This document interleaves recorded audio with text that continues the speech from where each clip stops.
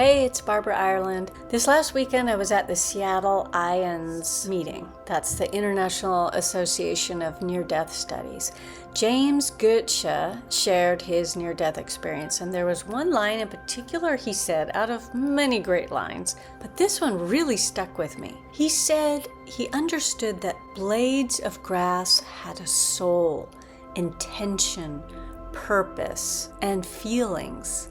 Now, I would imagine that applies to all plants and trees and maybe even rocks. And he's not the only one that has seen or understood this when he had his near-death experience. Vinnie Tolman said, the grass had an amazing love coming from it. It had an actual music coming from it. This idea that everything is alive and aware shows up again and again in near-death experience accounts. While mainstream science does not agree that plants have consciousness or feelings, I suspect that we do not yet have the instruments that are able to detect that, or some scientists who may agree with that may be hesitant to express that agreement because of fear of judgment or loss of credibility. But as I recall, science once dismissed the existence of electricity and bacteria because we did not have the tools to perceive those things. So what do you think? Are grass and plants conscious? Each individual blade of grass literally loved me and was comforting me. I used to love kicking rocks on my walks or like picking up small branches and tossing them at the side of trees like target practice. I still like to do it, but now I kind of wonder, does it hurt to be thrown or thrown at or kicked? I'm just wondering. And when I'm working in my garden and I'm yanking out weeds and I accidentally chop a worm in half with my shovel, it just tears at my heart. But my yard does need tending, so I keep doing it.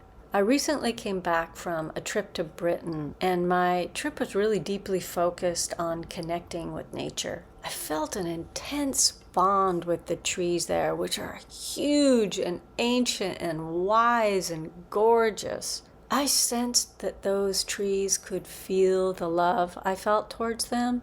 I sensed they could feel my hand when I placed it against their beautiful bark. And I have had personal experiences with communicating with trees in the Sequoia National Forest. I can't begin to pretend I have any answers about this, but I do know that when I walk outside, I am increasingly noticing that something is noticing me back. The grass, the trees, the insects, the mushrooms, the stones under my feet, all of it seems and feels conscious to me. And assuming that they are, what a stunning and magnificent, interconnected world we live in. What about you? Have you ever felt that plants, grass, rocks have some kind of awareness, maybe a presence that felt alive to you in some way? I would love to hear your comments, your experiences. Please put them in the comment section because I think this is a subject worth conversing about.